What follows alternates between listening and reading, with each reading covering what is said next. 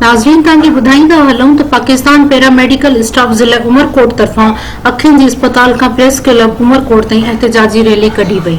Report दर्शनदेव Bhil मुताबिक़ Pakistan paramedical staff ज़िला उमरकोट तरफ़ां अखियुनि जी अस्पताल खां प्रेस क्लब उमरकोट ताईं एहतजाजी रैली कढी वई ऐं एहतजाज कयो वियो ऐं मुतालबो कयो वियो त चौकीदार अब्दुल्ला रोंझे ते नाम निहाद सहाफ़ी जेको गवर्नमेंट मुलाज़िम दिलबर भइयो ऐं अली गोस्वामी तरफ़ां कयल तशद्दुद ऐं गुंडागर्दी जी पुरज़ोर मज़म्मत कयूं था ऐं अब्दुल्ला रोंझे सां इंसाफ़ कयो वञे। उन्हनि आला उहिदेदारनि सां अब्दुल्ला रोंझे सां इंसाफ़ करण जी अपील कई आहे। पुलिस ने मोबाइल में डाला, मेरे को भी डाला, फिर लेके गए लाकअप किया, फिर उधर भैया थाने के लाकअप के अंदर उधर भी गालियां दे रहा था, मैं तुम्हारी नौकरी ख़त्म करा दूंगा, मैं ये कर दूंगा। मैं एक इतना बड़ा असर वाला हूँ जो आपका ये नौकरी तो चली जाएगी, फिर जेल में रहोगे। मैंने बोला मैंने क्या कसूर किया?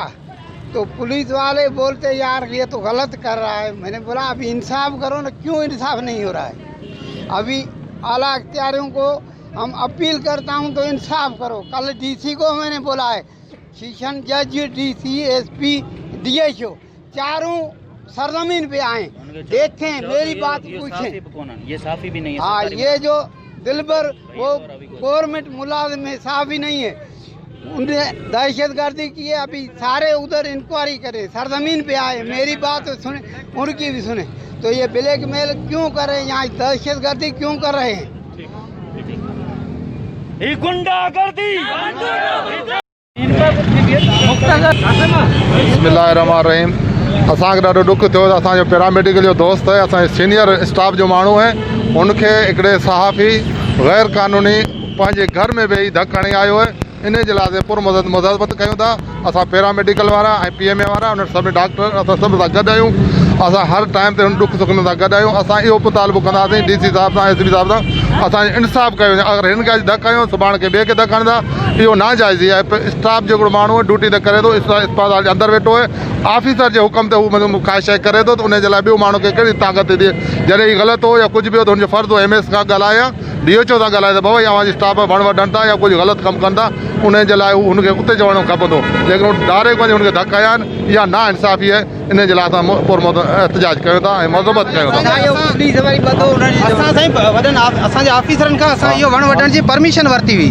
इहो परमिशन हिन जे करे वरिती त असांजे उनजे वणनि जे मथां जेको लाइट जूं तारूं गुज़रनि थियूं, हू 2-3 चकर असांजे ईअं जेको ट्रांसफार्म ते उनजो असरु पियो, उनजे करे असां हू जेको परमिशन वठी करे असांजे चौकीदार जेको असां माण्हू घुराए करे उनजी जेको तारियूं वढायूं। ठीकु आहे, हू गवर्नमेंट जो मुलाज़िम है, चौकीदार गवर्नमेंट जो मुलाज़िम है। हिकिड़ो पंहिंजे घर जी हिफ़ाज़त लाज़मी उनखे करणी आहे न।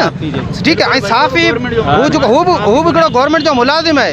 हुन कुझु टाइम नाले साफ़ी आहे न साईं, हुन जेको आहे कुझु टाइम अॻु में राति जे टाइम गाॾी अंदरि वठी आया आहिनि। हिन चौकीदार असां इहो चवंदा त हीउ कुझु टाइम अॻु में हुनजी थोरी घणी हुन सां मुंहमारी थी, चौकीदार त हिन मना कई त भई राति जे टाइम गाॾी अंदरि छाला वठी था अचो।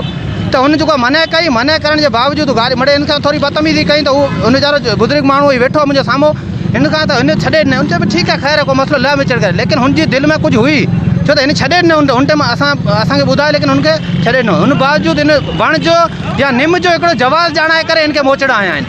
ही निम जो या हिनखे जो असां SP साहिब खे चवंदा, असां SP साहिब खे, DPO साहिब खे, जेके सभिनी खे आला अख्तियार खे असां इहो एहतजाज करूं था, भाई सरज़मीन अची ॾिसनि त निम जे मथां वाक़ई तारूं गुज़रनि थियूं या कोन थियूं गुज़रनि।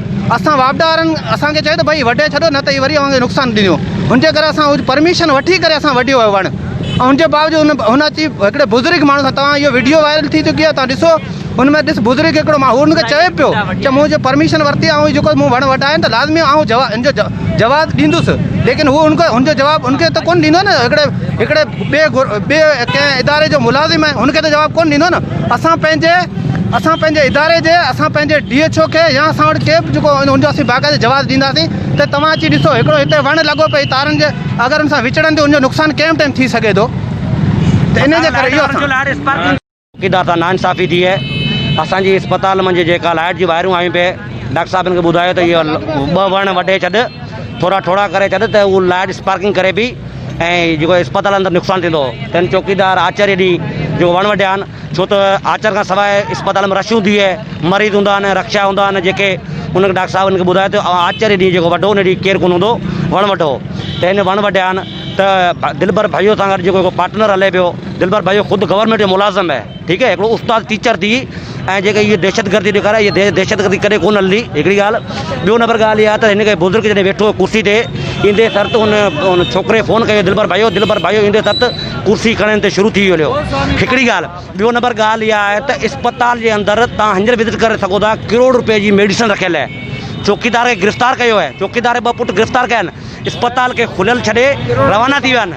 अस्पताल जे अंदरि 70 खां 80 फ्रिज रखियल आहिनि, उन अंदरि नांग जी वैक्सीन है, कुत्ते जी वैक्सीन है, हर वैक्सीन है, हर दवा है, पूरो ज़िलो दवा थो खणे। उन बावजूद चौकीदार खणे अस्पताल खुलियल छॾे विया आहिनि।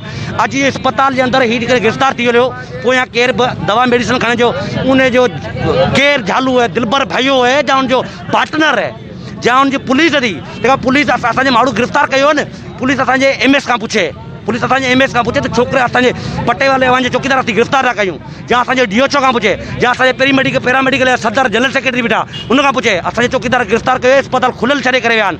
तंहिंखां पोइ थाणे जे अंदरि उते इहो भाइयों हुनखे दाबा ॾिना आहिनि, भाइयों चओ तूं ड्यूटी नीलम कराईंदे, जे तूं हिन जी ड्यूटी नीलम कराईंदे न त इंशाअल्लाह ताला ॿियनि जे हथ में चूड़ियूं कोन आहिनि पातल। बशीर अहमद सातो, उमरकोट।